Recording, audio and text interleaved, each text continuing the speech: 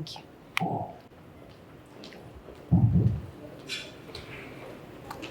Have you ever been marked by something that you don't quite understand but never forgot? Not a scar, not a label, but a sentence, a line someone spoke that kept echoing. Years ago, a palm reader took a child's hand and said, "This is the palm of a serpent. She will bring misfortune." No context, no explanation, just a sentence that became a quiet shadow, a sentence that will slowly turn into a silent blueprint, one that you learn to live with long before questioning it. And that's the thing with the thoughts we inherit. It will not come announcing itself loudly, but it will slowly come and settle in and shape the way we think, decide, and live. We do not just inherit physical traits or cultural traditions. We inherit tone, we inherit guilt, we inherit silence.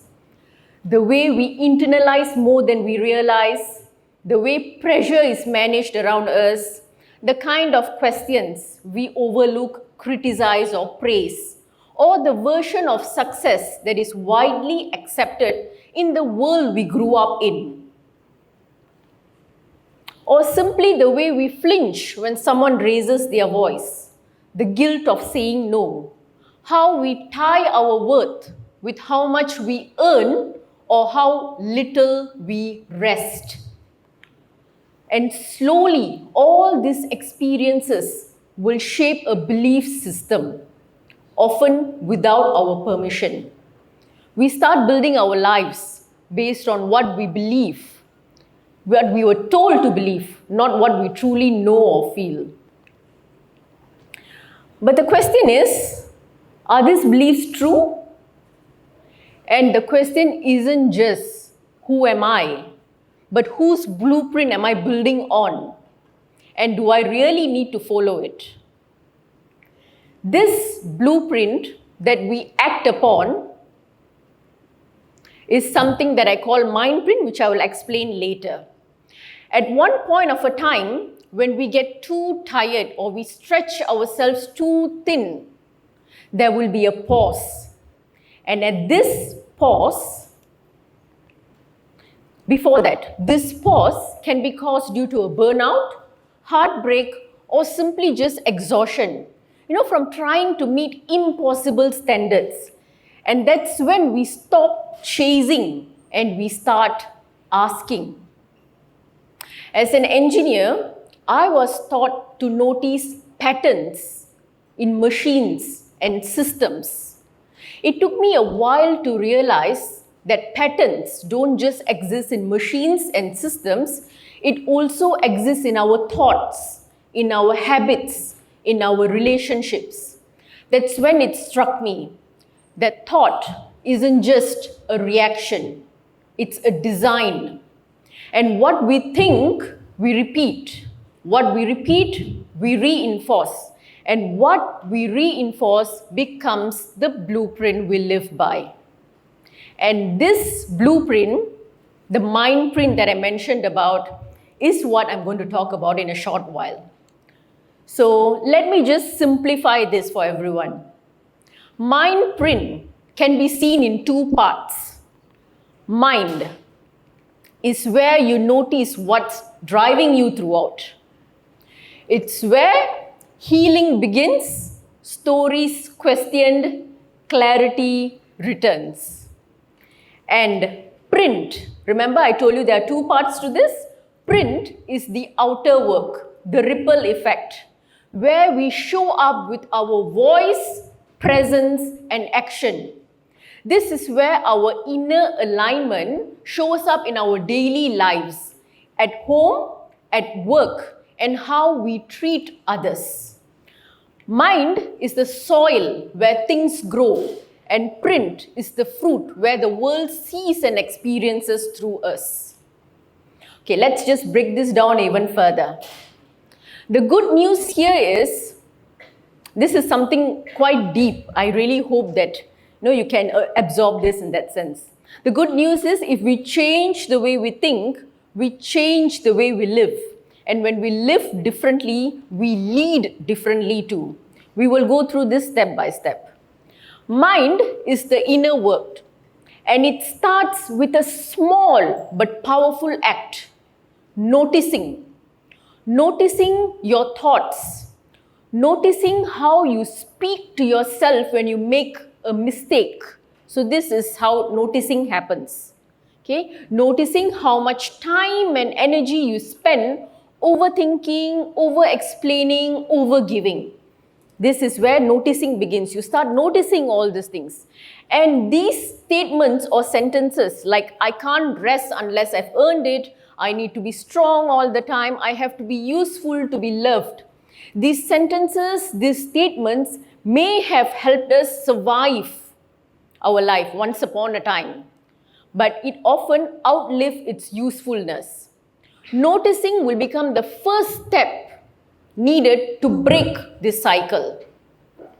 Next comes healing. So I'm not talking about therapy or transformational retreats. No. Healing could simply mean setting boundaries.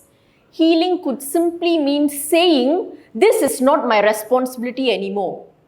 Or healing could simply mean giving yourself that rest that you long yearned for without feeling guilty. When your mind becomes a safe space, you stop looking for safety outside yourself.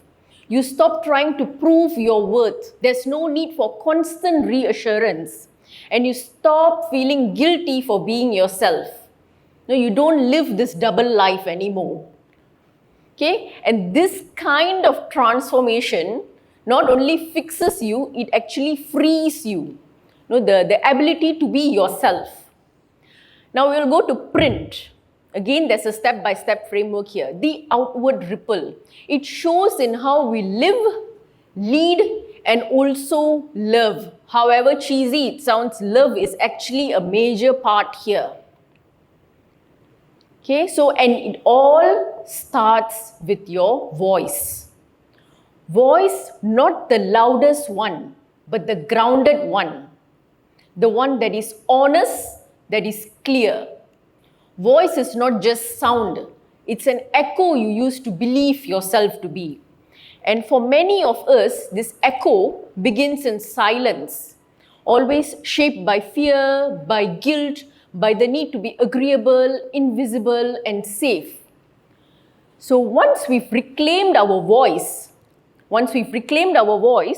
what happens is that we speak not to perform.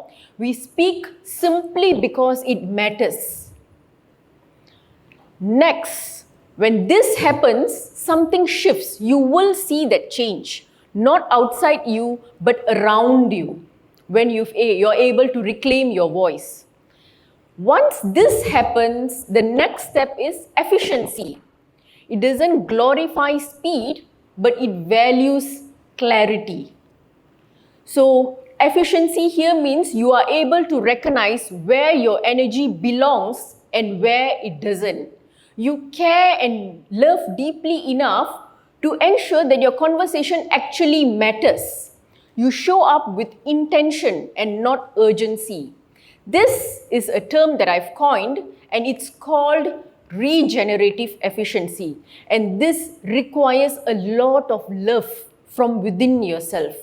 How you value your energy, how you use it wisely, how you identify situations where your energy matters and where it doesn't. So you use this with a lot of love. Next comes radiance. Radiance is not the filtered one, but the one that people feel when you're fully present. When your inner work is done, remember that mind part when we've done all this noticing, and now we are coming to the radiance part. People actually feel you, not because you're perfect, but because you're real. They can actually feel you, that radiant, that vibration that you give around to people around you. So this is actually something very, very powerful in that sense. And then it goes to the bigger picture.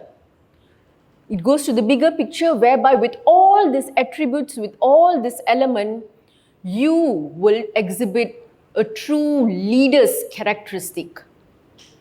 And this leadership doesn't value power over performance. It is when you enter a space and people will feel grounded with your presence. It's that powerful. When you're efficient, when you're radiant, people actually feel you. They want to listen to you. And this leadership comes with elements like speaking in a calm manner, being clear with your message, being consistent with your message. And finally, look at how much it grows in the ladder.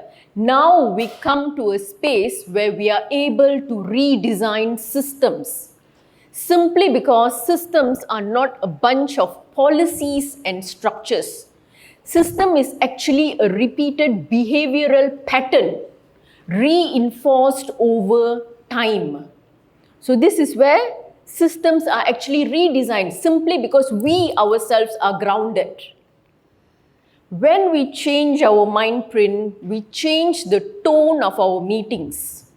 We change the way we teach. We change the way we include or exclude others. We also change the way decisions are made.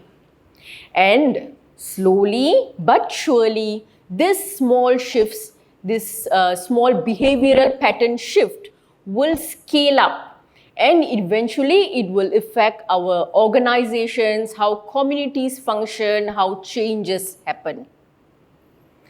And finally, we come to the planet. Regeneration is not only about forests or clean water or clean energy. Regeneration is also about the way we think, the way we decide, the way we live, the way we lead, the way we love, the way we care. You see how many components are involved in this. This is regeneration. Okay? Going beyond sustainability, coming back to my topic, going beyond sustainability means asking deeper questions.